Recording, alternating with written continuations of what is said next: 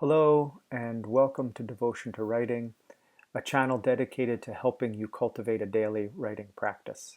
My name is Justin Aaron, and today I wanted to talk about how to get started writing the stories, books, and poems within you. The reason I wanted to talk about this today is I ran into a person at the post office the other day, and they began to tell me in detail a story that they want to write.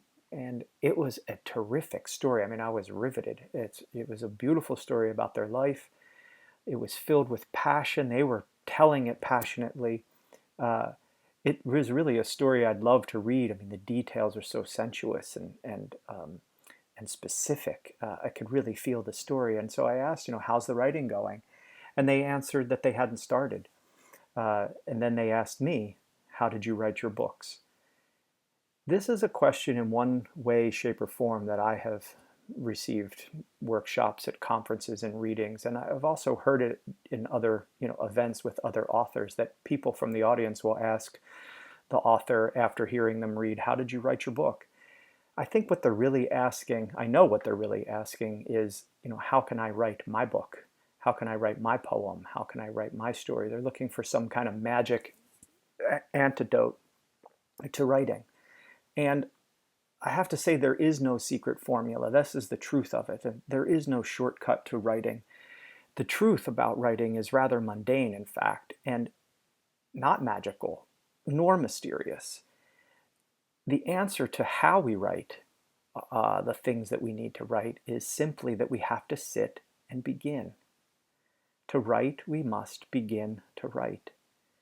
This might seem, kind of disappointing maybe, but it really at the essence of the practice. And it's such a high bar that many people never clear it. And therefore they fail to write their stories that they want to write. And they sit with those stories for years, and eventually those stories wither and die. And I think fear is a part of it. And fear manifests in a lot of ways. One of the ways I think that this fear of beginning manifests is people are waiting for the perfect time to begin. And usually this entails, something like I need more time, then I'll write. I need more space, then I'll write, or a better space, a more inspiring space, or I need more money, my work, my kids, I have a sick parent, something. There's always something that is keeping them from the writing, and it's really an excuse, and that's the truth. If we want to write, we're going to find a way to begin. If you want to write, begin today. Don't wait till tomorrow. Don't say, I'll start it tomorrow. Start it now. Not when the kids are grown, not when you have more money, not when you retire, not when you're on vacation, not when you acclimate to your job or whatever it is. You need to start as soon as you can. We get really creative in inventing ways not to write, right? Really creative. I wonder if we can be as equally creative in finding ways to write, making excuses to write, right?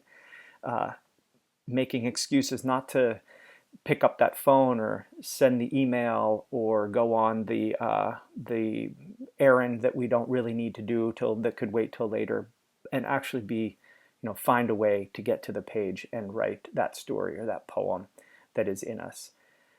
I wrote my second book during my lunch breaks from work. I had 1 hour a day. And this limitation on me was actually really great for me. It was like this pressurized container because I didn't have any time to waste. I had to start promptly at noon. I'd eat my lunch, my sandwich while I was typing or writing in my journal. And I worked very focused for the 1 hour. And then at 1 o'clock, I had to finish. I had to stop promptly and go back to work. I just didn't have any time in my day. At that time, I had two small kids, so it's school age. So we were always, getting them ready for school in the morning, packing lunches, getting them dressed. You know that if you have kids, you know what that's like. And then after work, was family time, making dinner, homework, etc. So my only time at that period of my life was this 1 hour lunch break that I had.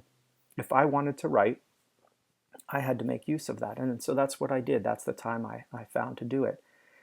E.B. White, many of you may know him as the author of Charlotte's Web, he said, A writer who waits for ideal conditions under which to work will die without putting a word on paper. And I can't think of anything more true than this. The ideal conditions are never going to appear.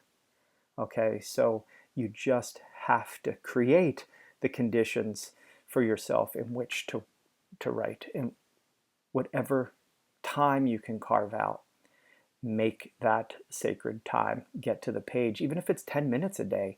10 minutes a day for, a whole week is over an hour of writing in a week. And if you multiply that out through the year, you're going to have a lot of work. You're going to have a lot that you've accumulated. Another thing that keeps people, I think, from beginning is they say, and this will be in the same conversation of, how did you do it? They don't know where to begin. They don't know how to tell the story. They don't know how to structure it, or they don't know how it ends. There's something in the beginning, the middle, or the end of writing that they haven't worked out yet. And guess what? No writer who has ever written a book knows where to begin, knows how to tell the story that they're about to tell, and they do not know how it will end. And if they hadn't begun, they would have never found out. And the same is true for us. When we're sitting, we just have to begin. The journey is really quite beautiful, the unraveling of the story. You might think you know what the story is that you have to tell, but I guarantee you when you sit to work and you start to write it, it's going to take you on a journey that you never could have anticipated. It's going to take you to places beyond what you could have imagined. So you're going to learn how to tell your story by telling it. And you'll learn the end by starting at the beginning and making your journey to the end. It's such a beautiful process. We have to this is what the practice teaches us too, that this process is really where the meat is, where the juice is, where the joy of the writing is. It is in the process of sitting daily and communing with ourselves, communing with the story, the poems, communing with the work, and doing the work. So begin. That's the first thing. The second thing is to keep showing up, whether you feel like it or not. And we're not always going to feel like it. Believe me, we just don't. I mean, we might have a headache one day. We might have eaten, had too much wine or too much dessert the night before, and we just don't feel like it. But whether we feel like it or not, get to the page. Inspiration finds us working. That's the only place not the only place it finds us, but it's more likely to find us working than not. There are many tips and tricks and tools I could tell you for keeping yourself moving forward, and how to keep coming to the page every day and finding things to write about. In fact, that's what this channel, Devotion to Writing, is all about. And I'm going to be sharing more of those tips and ideas, in future videos. So if you'd like to subscribe to this channel, you'd be sure to get alerts when new videos are posted, and hopefully will help you in your daily practice. So keep showing up, keep showing up, keep showing up, and make it daily. By showing up, you're making it daily. Build writing into your day. Okay? Build writing into your day. Don't try to shoehorn it into some part of your day, but really commit a time of day. Look at your day, look at your days, and find, when do I have 10 minutes, a half an hour, or more, whatever you can do. When do I have that time? For me, as I said, it was lunch hour for a period of my life. Now, my kids are older. I have time in the morning, and that's when I prefer to do my work now. But build a habit out of writing, showing up daily for the work. If you have a set time, I think that works better, because it becomes a bit of a routine, a ritual, and then it becomes habitual.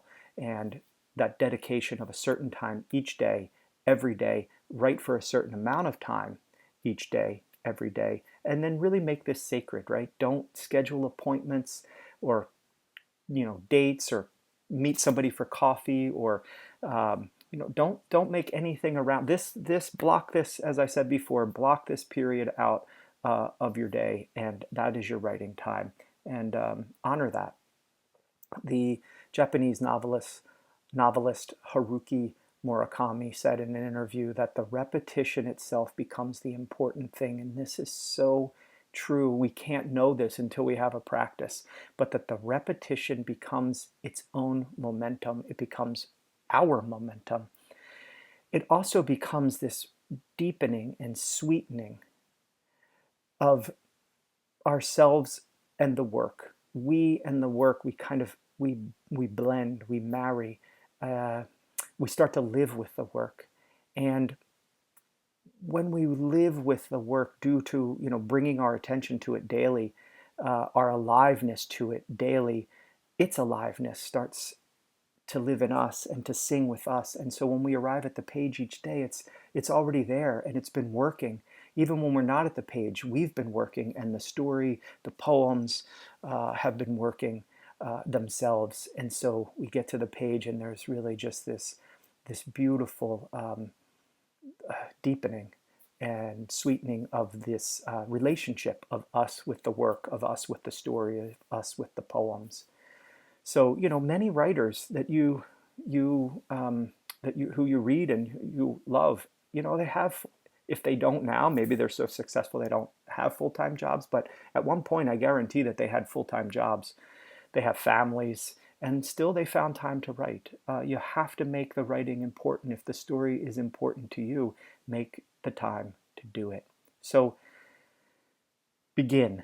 Writing is a process, but you have to begin that process and just jump into the stream, start to write, and keep showing up.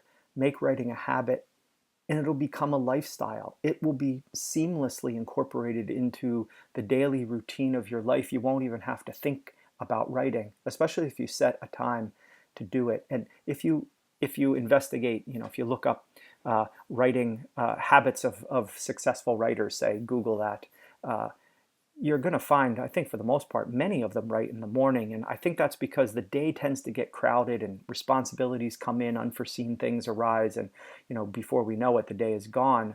So a lot of writers, they work in the morning before that day gets crowded and before they get encroached upon. So if morning works for you, I would suggest morning, but really it's going to depend on your schedule and also depend on when your creative time is.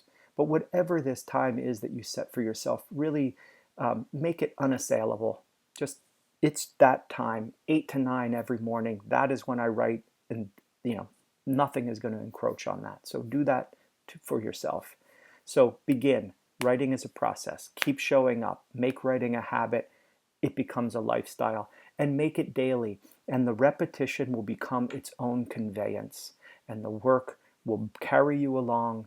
And it really is a beautiful process. And then you'll have your own story about how you wrote your book. How you wrote your book. It will be a story, a journey that you can talk about. And that is where the magic and the mystery occurs, in the doing, in the process. Okay?